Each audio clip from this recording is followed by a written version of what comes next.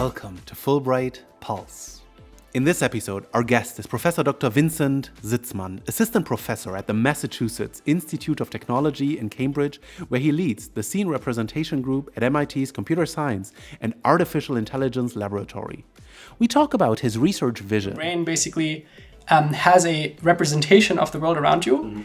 And that representation allows you to really predict what would happen if you take actions. We are trying to build machines that do the same, that basically learn these models just by interacting with the world. We talk about his path, graduating from the Technical University of Munich with a bachelor's degree in electrical engineering, moving to Stanford for his master's degree in computer science. When I went to the United States, I never wanted to do research or a PhD. Becoming a PhD student at Stanford in electrical engineering. It was also a period of high uncertainty for myself. I did not have the CV that would be required to be admitted into a PhD. And rising to prominence as a world-leading scientist in his field. I had developed a particular outlook on what was wrong with computer vision at the time. We find out about some of the key moments along that path. During my experiments, I had found that it also worked without that modality, slightly worse, but it still worked. And then I realized, wait, nothing else can do it without that modality. So this is kind of the thing this is the first thing that can do this. That was all I needed. I was off to the races. Talk about his and his group's most recent breakthrough published in Nature, the world's most prestigious journal for scientific research. When I look at my body, I have an idea of how my body will move if I flex certain muscles. Inspiring the future of cost-effective and ubiquitous robotics. And we learn about the people, culture, and conditions needed for trailblazing research as he experienced it in Stanford. There is a particular approach to research where you're trying to have exactly these kinds of... You have to be very open-minded for these kinds of things to happen. And you have to kind of create situations where these things can happen. And I think that's a key to doing creative research, the key to creativity in general. And fosters it in his group at MIT. I certainly find that for my work, I do lots of thinking, and I do lots of thinking with my students. So like most of my time is spent in conversation with my students, and most of my time is spent on technical discussions and discussing ideas and brainstorming. I'm certain you'll enjoy this conversation with Professor Dr. Vincent Sitzmann. My name is Mohamed Kari, and this is Fulbright Pulse.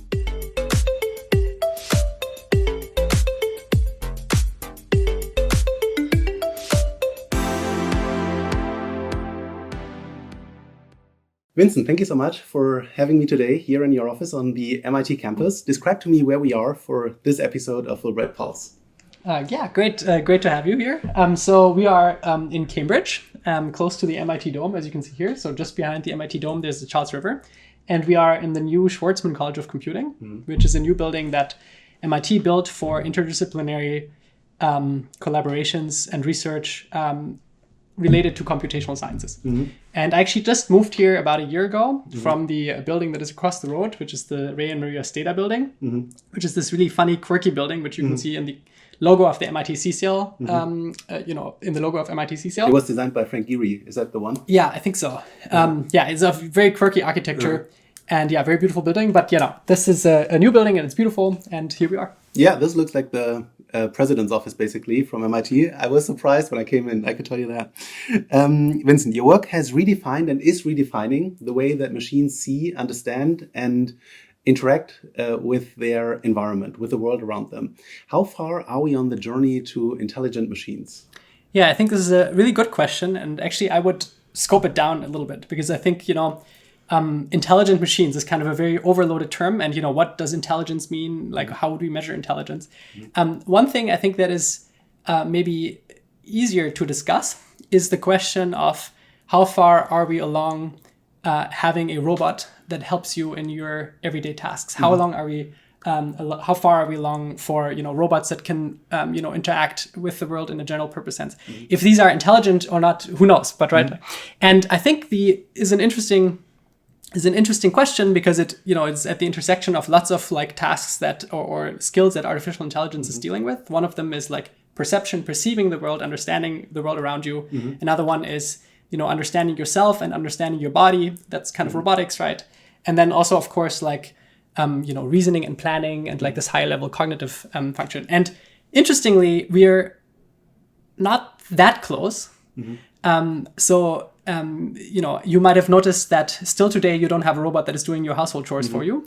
And you won't have that in the next 3 years either. So what is the missing piece? Yeah, it's a good question. And interestingly, I think the missing piece, like a large part of it, is really about what we call in my field these days, like world modeling, which is about learning an internal simulator, if you will, of the world around you. So like, you being in this office, you can look around and your brain basically has a representation of the world around you. And that representation allows you to really predict what would happen if you take actions. So what would happen if you move your head? What happens if, I pick up this microphone and so on?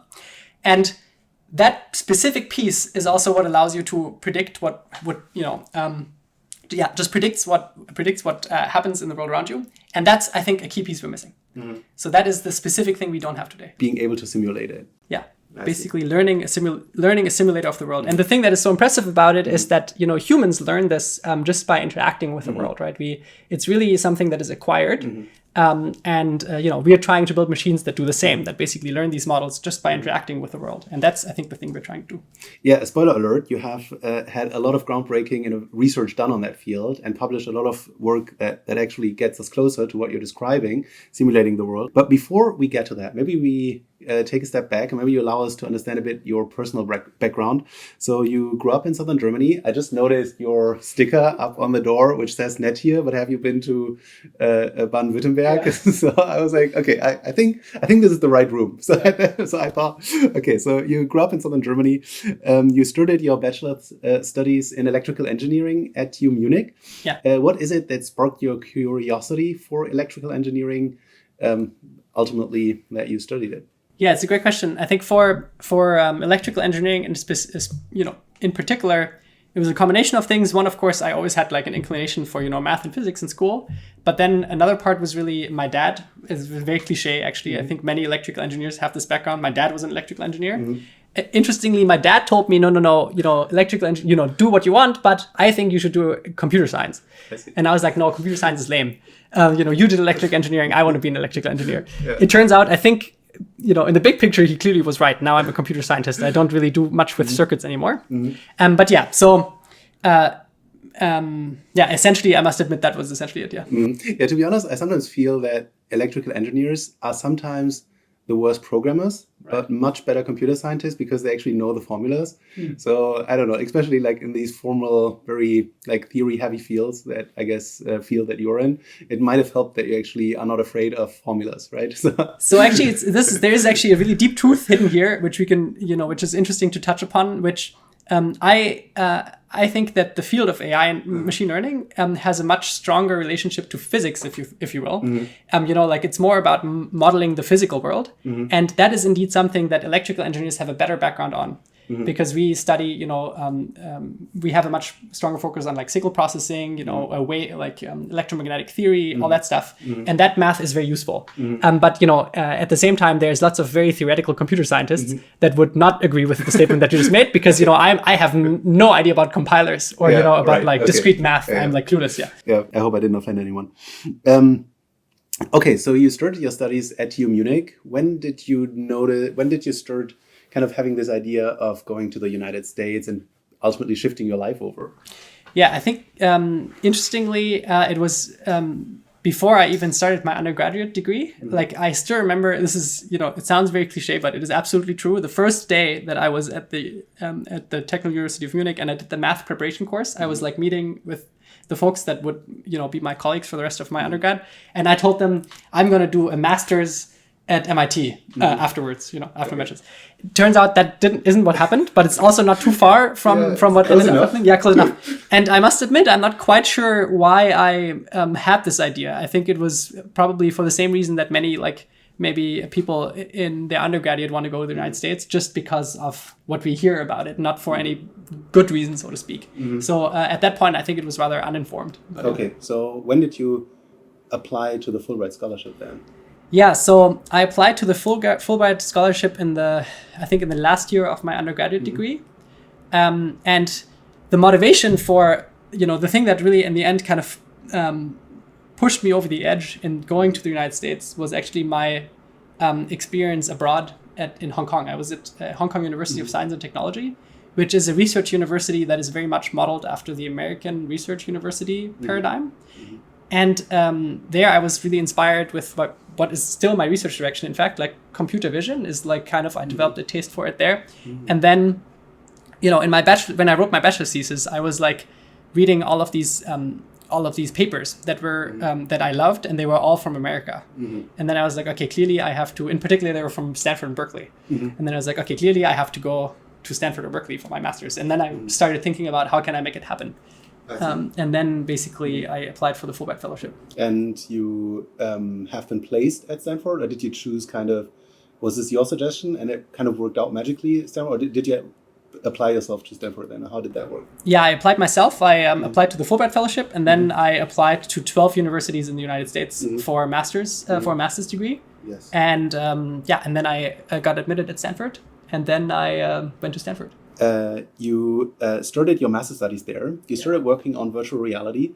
You then transitioned to image signal processing, if I interpreted that right from your publication list.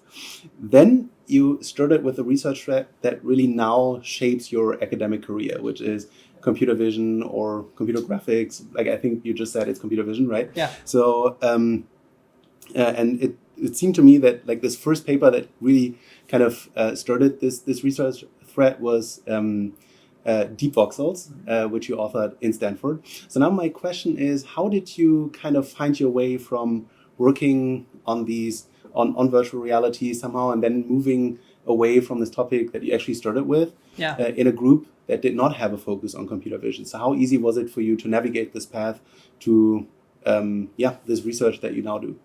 Yeah. I think this is a rather interesting story because it was also kind of a period of high uncertainty for myself.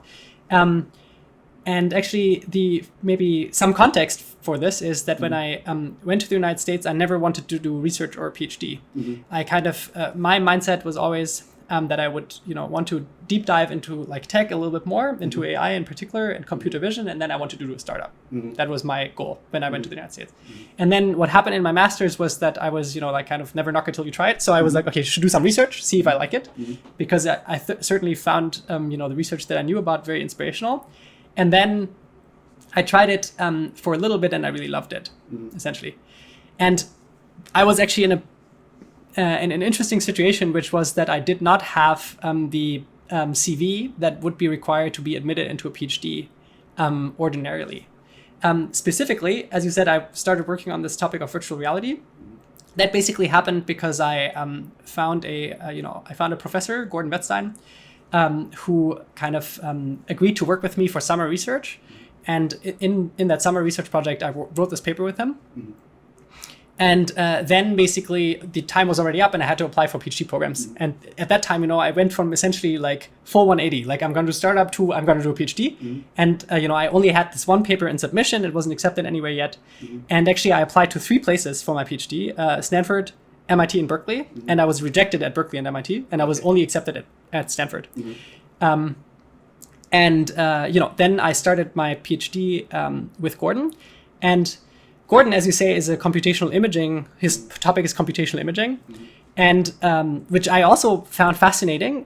But I was a little worried that the thing that I found most interesting was computer vision, and of course they are 2 topics that are relatively aligned, but they're not the same topic. And I was a little worried about that. But Gordon basically told me, like, look, let's write some papers on this topic that I am an absolute expert on. I can coach you. I can essentially teach you how to do good science. And then after you've written like a few papers, you can do whatever you want. And that's exactly how it came to pass, which I'm incredible. I can't stress enough how grateful I am for that advising style, because it's exactly what happened. I wrote a few papers on him on like topics that I still find very interesting on this topic of computational imaging. And then 1.5 years in, essentially, I was like, okay, I've written like a few papers. Now I want to do something completely different. And Gordon was very supportive. He was like, okay, I'm not an expert on that, but you have to figure it out yourself. Was that a kind of like, he obviously had enough trust that he was sure you could do it more or less on your own. Is that what, because there is some risk to it. If you're working on something, you have to be sure that you can make it work. There's no fallback. Like there's no second level support, right? Yeah, and I was lucky again, I think, because there was a visitor actually from the Max Planck Institute, Michael Zollhofer, who was visiting in the kind of a capacity of a postdoc, and I worked with him, and he helped me a lot as well. So he was he was a graphics person, so he was able to give me a little bit more, support on that end. And then essentially that was all I needed. And then I basically wrote this first paper called Deep Voxels, and then I was off to the races, essentially. I see. So off to races, what does that mean? I know a part of the answer. You started working on, so we already spoke about deep voxels. So then the next thing that you published was Scene Representation Networks, Meta SDF, Siren. So this is like all very influential papers on this field that basically you helped create in computer science. It didn't exist before. Implicit neural representations, if I get that right. So what are representations in general? What are implicit neural representations? Yeah. And how did you create this field, basically? How did that work? Yeah, I can't take absolutely all the credit. So there were actually some some great papers that influenced me. Some of them actually from Germany, from Michael Niemeyer comes to mind, Andreas Geiger. But I think it is true that there's these two topics that kind of dominated my PhD, which were, as you say, like neural fields, neural implicit representations, and the other one is called differentiable rendering. And essentially what happened was that I had developed a particular outlook on what was wrong with computer vision at the time. And this is, by the way, always a great way of finding research topics. Like if you see something that you find weird about the research landscape.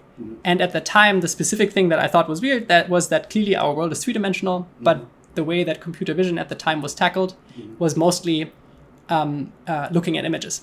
So there was some work on 3D computer vision, but that assumed that the 3D was already there. Like you already have a point cloud or something. Can you explain what a point cloud is? Oh yeah, sorry. It's actually a good point. So maybe this is going too deep, but essentially, images are kind of these 2D, these 2D objects where you just have this grid of pixels, right? And now a point cloud is like a very simple 3D representation. Essentially, one way to imagine it is that you have an image, but instead of like a color for every pixel, you imagine that for every pixel, you just store how far the corresponding 3D point is away from the camera. So it's kind of like outlining the surface that you're looking at. And that is now like a 3D object that is kind of floating in space. And that is a point cloud.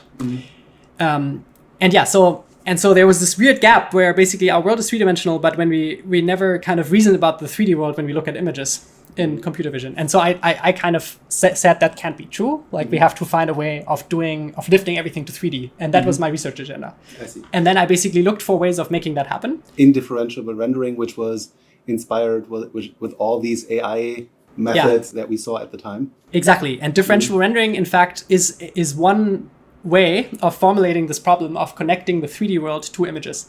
Essentially what it says is let's find a 3D scene such that when we observe that 3D scene with a camera, it looks like the image. And so that allows you to basically build neural networks that only look at images, but that understand the underlying 3D scene. And so basically both deep voxels and scene representation networks and the other papers were steps in that direction. And it was, I think, a combination of me being very inspired about this topic and really being a strong believer that this is the right thing to do. And at the same time, also, of course, luck, because stuff worked, right? This is also...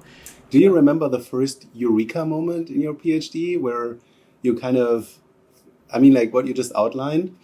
In all fairness, I'm going to add the disclaimer for you. This is how you report about it now. Right. And now it sounds like the straightforward vision that you had in the beginning. And now it's a beautiful vision, worked out perfectly. But probably I can imagine that it wasn't as easy as you were doing it. So do you remember the struggles and then maybe the first time or maybe the strongest time where you thought, this really works. I have something here in my hands that is worth conducting further research on. Yeah, it's great because actually, interestingly, my first paper, Deep Voxels, there wasn't actually this eureka moment. In fact, what often happens is that you have a goal for your research project and then you miss the goal. And oftentimes in that process of missing the original goal, you found something even more interesting maybe. So in fact, I'm not going to bore you with the details, but the key, I think, thing in Deep Voxels turned out to be that the model that I built was able to reconstruct 3D scenes just from images. Originally, we had said that we would also require an additional form of input. That was the original pitch. But on that modality, we actually didn't do better than the baseline. And so, but during my experiments, I had found that it also worked without that modality, slightly worse, but it still worked. And then I realized, wait, nothing else can do it without that modality. So this is kind of the thing that this is the first thing that can do this. And then I think that was kind of a little bit of a eureka moment. Okay. But it came after this huge disappointment of having underperformed on the original task, right? Yeah. And so then finding kind of the gem in the mud after you were kind of sad about it. Before we were starting the podcast setup, you were saying you like. Sometimes you find German funny. Yeah. What comes to mind to me is Kommissar Zufall. Like just figuring out something you don't know actually what you're looking out for. Yeah. And only once you see it, you're like kind of wait a second. That is actually where the big achievement lies in. So it sounds a bit like this, what you're describing. 100%. And I think what I've found true, at least in my own research and the research that I do with my students, is that some of the best ideas are those kinds of insights. And so there is a particular approach to research where you're trying to have exactly these kinds of, you have to be very open-minded for these kinds of things to happen. And you have to kind of create situations where these things can happen. And I think that's a key to doing, creative research, the key to creativity in general, I think, yeah. I can hear that you're very passionate about that work.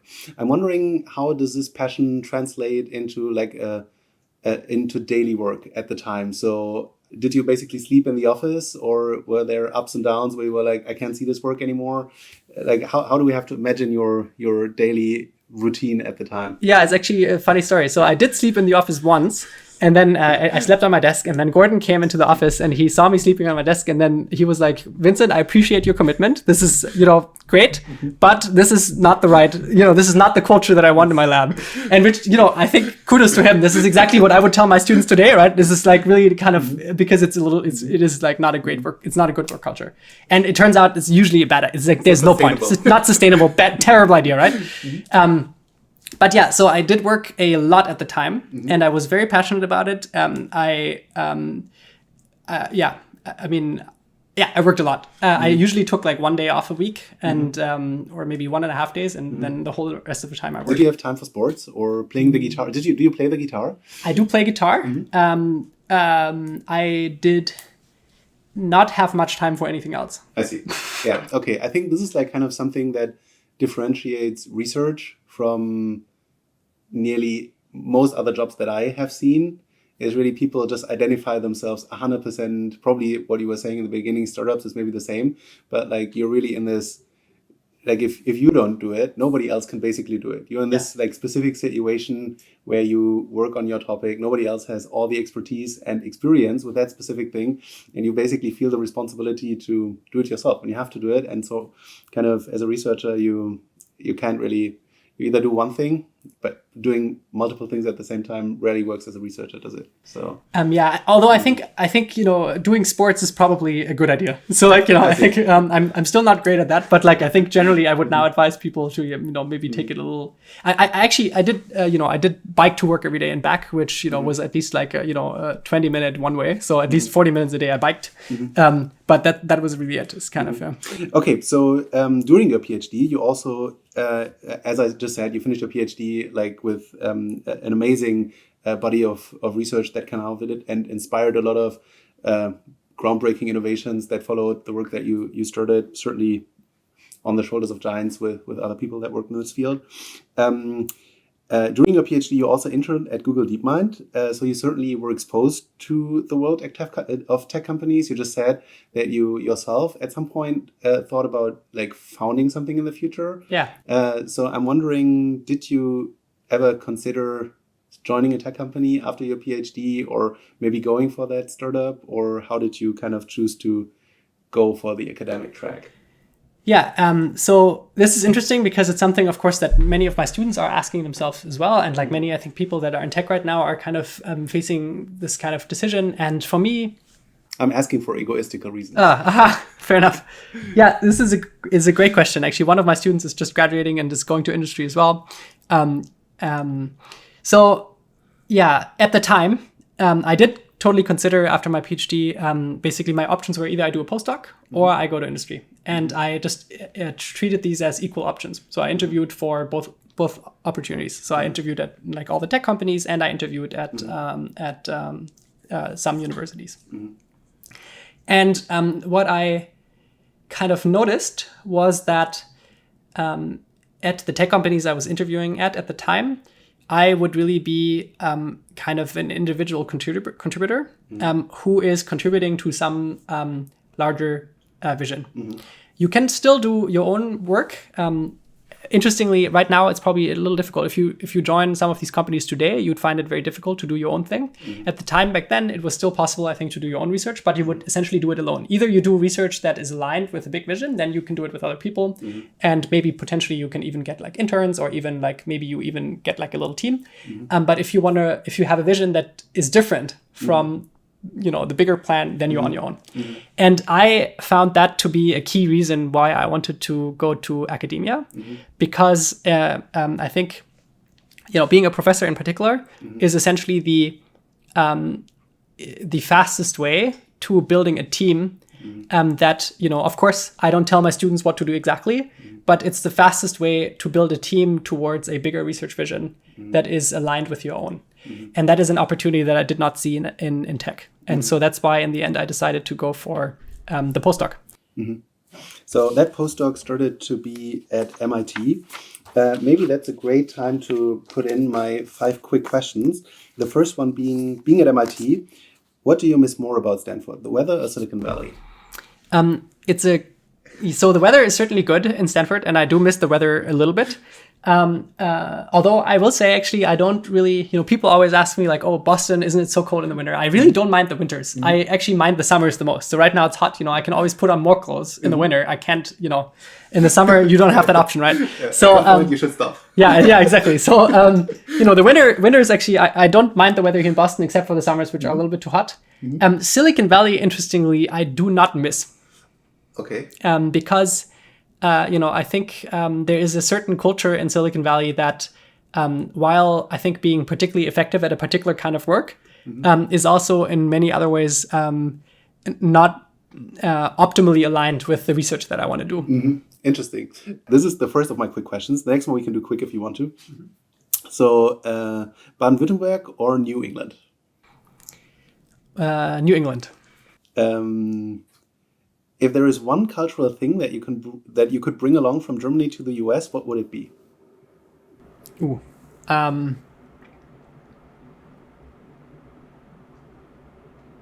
Healthcare. Not bad. Last author or first author? And maybe just some context for some of the listeners from other disciplines. So first authors are usually, like if you write a paper with a PhD student, correct me if I'm wrong, usually the PhD student will be the first author because they are the ones who do all the technical work. And then there's a lot of co-authors that help doing the work.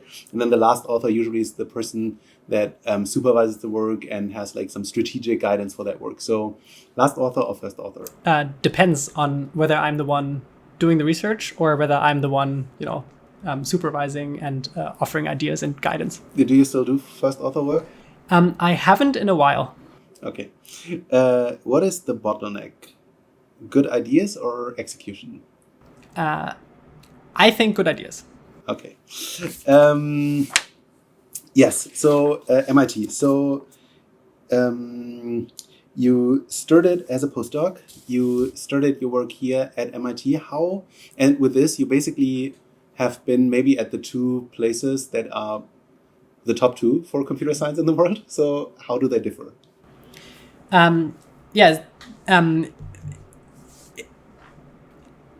Answering the question of how Stanford and MIT differs really kind of depends on what thing you're looking at. So for instance, let's say, how do they differ for a PhD student, for instance, is an interesting question. And there, the interesting insight is that the variance between research groups is much higher than the variance between Stanford and MIT. So your experience will vary much more being in 2 different research groups at Stanford than being between Stanford and MIT. So that totally depends. I think one big difference between MIT and Stanford is, I think, really the environment that you're embedded in. So as you just said, Stanford is embedded in Silicon Valley, and Silicon Valley has pros and cons. One, I think, thing to be aware of is that really everything in Silicon Valley is focused on tech startups and tech companies. So there is a very, very, very strong, kind of narrative that of particular problems and particular things that are interesting. And so it's an echo chamber in that way. It's a bubble. MIT is a different bubble. The thing that MIT has, I think, is a dramatically more diverse environment in the specific sense that, here, there's philosophers, and then there's, historians, diplomats, biotech, and so on and so forth. So there's, it's an echo chamber though, because it's much more academic. Mm-hmm. So like, even though, maybe there's more diversity in fields, there's kind of an echo chamber and, everyone's talking about like becoming a professor or something like that. Mm-hmm. So I think that's kind of a big difference between MIT and Stanford. Mm-hmm. And for your postdoc, why did you start doing a postdoc instead of applying for professor positions altogether? That is a great question that I was actually asked after I had my postdoc talk. So actually, I gave my postdoc talk, and then someone asked me, in fact, like a few professors asked me here at MIT, like, why didn't you just apply for faculty? And the answer is that I didn't know that was an option, essentially. I didn't think that I didn't have the confidence to do that, in other words. I see. And after I had that interview, I was like, okay, maybe I should fast track my faculty applications. Mm-hmm. And so then I started my postdoc and immediately applied for faculty in the same year. Mm. So actually that gave me the confidence. Yeah. Interesting. Okay, so it worked out. Yeah. You are here as a professor since 2023. Your most recent research in your group called Neural Jacobian Fields was published in arguably the most prestigious journal in scientific research called Nature. I guess a lot of people have heard of it, even if you're not in research. And it was led by your PhD student, CJ Lee, as a first author, and you supervised it as a last author. So 2 questions. What is that specific research about? Which is really short of, I don't know what could be the next step apart from getting a Nobel Prize. So there is a lot of Nature papers and a few Nobel Prizes only, I know that. But it's really this is really the highest of all feelings. So what is that specific research about that has been so published so highly? And then second, how do you get your PhD students to publish successfully in Nature? Can you give us the secret? So first of all, this is the first and only Nature paper I've ever published, right? So I fear I don't actually have a recipe. So though there are I think some interesting things to note. So what that research is about is really quite easy to explain, which is also why it's a great fit for a Nature paper, right? Because so first of all, right, other than maybe the prestige, like the motivation to publish in a Nature in a journal like Nature is the breadth of the readership. That is quite different from robotics or machine learning conferences. If I publish a paper in a machine learning conference, approximately the only people who will read it are machine learning people. But the idea of Nature is really that if you have research results that are interesting to anyone in science, or like to a broad part of the scientific community, then Nature is a good fit. So this research was basically about you could say on the highest level of abstraction, it's about the insight that when I look at my body, I have an idea of how my body will move if I flex certain muscles. I can look at my finger and I know intuitively that when I flex when I wiggle my index finger, then I can predict visually how my index finger will move. And this is a skill that we never think about because it comes very naturally to us. It is worthwhile noting that most likely this is something that is acquired by babies in their first few years of life, right? When they basically, essentially what you can imagine you do, right, is you like get born and then you move randomly. And what you notice is essentially that as you're moving these muscles, which you have no idea what they're doing when you're born, right? No idea. As you're moving these muscles, you are correlating that with your visual signals, and you're noticing, there's this part of my visual field that is correlated very strongly with my muscle moving. Okay, so that's on the highest level. And then more specifically, what we basically realized is that if you build a robot, it should be possible to learn to control that robot just by watching the robot move. And specifically what we did is we basically take a robot, we point a bunch of cameras at it, and then we just have the robot randomly wiggle. And by randomly wiggling, we built a system that basically figures out the 3D structure of the robot, and it figures out exactly this feature of like how does any point on the robot move as a function of the control commands. And So that was like technically what we did. And I think the key reason why it's interesting from an application perspective is because there is a class of robots, which are called soft robots, which are essentially robots that you can 3D print. Imagine you have like, you can basically 3D print these robots. You can 3D print a hand. It's kind of made out of rubber and it's actuated, like controlled by like pneumatics, like by air pressure essentially. So you can 3D print this hand for modulo no cost. It costs essentially nothing, right? Or potentially in the future, it could cost nothing. The problem is that today's control algorithms can't control it. So like the algorithms we've built for conventional robots, they can't actually control these robots. And the reasons are somewhat technical, but essentially they come down to the models. The way we control robots is very deeply connected to the fact that they look the way robots look, like these, you know, metal parts, like with these discrete joints, and everything has to be super high precision. They're like super expensive machines.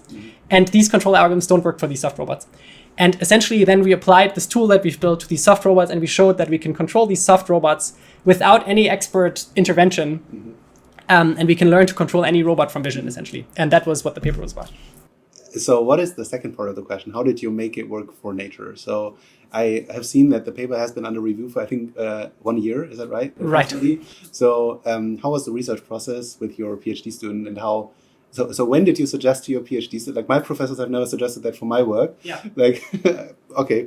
Anyway, so when did you suggest to your PhD student, let's put that to nature? It was a discussion. Yeah, it was a discussion that we had, and the discussion basically it hinged on this observation that there is this much broader pitch that you can make about this research project that isn't really methods focused. It's really focused on what does this enable, right? And the vision essentially is affordable robots, like. So essentially, the vision really is like, you know, democratizing access to robotics. Like we can use these cheap robots for like lots of tasks. I mean, not for high precision tasks, but for like lots of tasks, we can use these cheap robots. And so when I realized that there is this pitch there, I basically brought this up for the first time. I was like, look, like it looks to me like we could send this paper to NURBS or to one of these more specific conferences, but I think there is a story here that will appeal to a much wider audience, and that is idea reject. Yeah, exactly. Yeah. So it's funny because that could have totally happened. Honestly, if you would have submitted it to NURBS, maybe they would just reject it. It could have totally happened. It's you know, it's so noisy, such a noisy process. And then, you know, the process is like, of course, you have to like make the figures look a particular way. You have to write the paper in a particular way. And then we just looked at lots of papers from Nature and from Science, and like we tried to understand, you know, how are these papers structured, and then we just went with that. So maybe for this work, but maybe even more general for your work, you've been at MIT now for 5 years, a professor for 2 or 3 years. Some people say being a professor is more being a manager than being like in the lab doing research, in the sense of maybe in your case doing programming. How true is that, and what is your approach to supervising PhD students? I think it totally depends on on many factors, on where you are, what kind of research you do, how big is your research group. It's to a large degree personal preference, which you can see like this, or you can, there's no one telling me how many students I should hire. It's essentially, I should admit, it's only related to how much funding I can get. But for instance, it's totally fine for me, legitimately fine to only have 1 student. In fact, it's even fine to have 0 students. Right? There's no one who's telling you how many students you should have. Clearly, if you have 0 students, then you are not a manager. And now if you have 1 student, then maybe you are a little bit of a manager, but like not that much. And now it's kind of a spectrum. And you have? I have 9 students currently. Is that all PhD students or masters plus PhDs? They're all PhD students, although actually 10, but one is in the process of graduating right now. But some of them are co-advised, so like I don't carry all of the responsibility for making sure that they're successful, although I'm trying my best. But even then, it kind of also really depends on your, the things you're interested in and like what kind of work you do. And so I certainly find that for my work, I do lots of thinking. And I do lots of thinking with my students. So like most of my time is spent in conversation with my students. And most of my time is spent on technical discussions and discussing ideas and brainstorming. And then, of course, I do have a part of my time which is spent with fundraising, which is awful. And there's part of my time that is spent on, logistics. But in general, here, I think one big strength of American research universities is that the logistics part is even though people are still complaining about it, comparatively very small. So the logistics I have to deal with are not, they don't take up a lot of time. You said that you wanted to do that startup or a startup at some point. Turns out you can do that as a professor. Right. You have co-founded Yellow 3D AI. So how does that work with being a professor, and how did that come about, and how does it work with being a professor at the same time? Yeah, it's an interesting point. So as a professor at most research universities in the United States, they're in your contract, and there's two interesting observations. One is it is understood that 1 day a week you can do whatever you want. So 1 day a week you can spend it anywhere, at any company, at anywhere. So and then also your contract is a 9-month contract. So technically you get paid for 9 months, and then in the summer you can still get a salary, but then you have to pay it from your own research grant. So you have to raise the money that you pay your own salary with, or you just go somewhere else and do something different. So you can work for some company for 3 months. And so the way this came about is essentially that I got contacted by someone that I thought had an interesting hypothesis and an interesting story, and then I basically just went ahead with it and said, like, okay, let's do it. Let's attempt at realizing this vision. And the vision at the time was essentially building AI models or machine learning models that can generate 3D assets for video games and for kind of creative use cases. That didn't pan out. So I'm actually also not affiliated with Yellow anymore. But the way it essentially just works is that you have a very clear divide between your research and your work at the startup. That's very important. You have to be very conscious of not mixing these two. Luckily, in practice, they are by design very different, because my research rarely has any short-term applications, and in a startup, it's incredibly important that whatever you do has very short-term applications, right? So that didn't turn out to be difficult. And then you just spend 1 day a week or some amount of time at the startup, and the rest of the time doing research. So in these other 4 days, what is it that is most fun to you here at MIT? The most fun thing certainly is brainstorming with students. So the most fun part is going into a meeting with a student who, whose research project currently is kind of going well, right? Things are kind of working. And then basically, based on that new thing that is working, iterating on top of it, what could we, in which direction could we take that might be potentially transformative, and that might have very outsized impact. It is Thursday, nearly 6 p.m. You won't have such a meeting, but maybe tomorrow. Yeah. I wish you best of luck for all of your next meetings tomorrow, that they pan out like this. Thank you so much for taking the time today. And thank you so much for this fascinating insight into your work. Cool. Thank you so much for having me. I really appreciate it.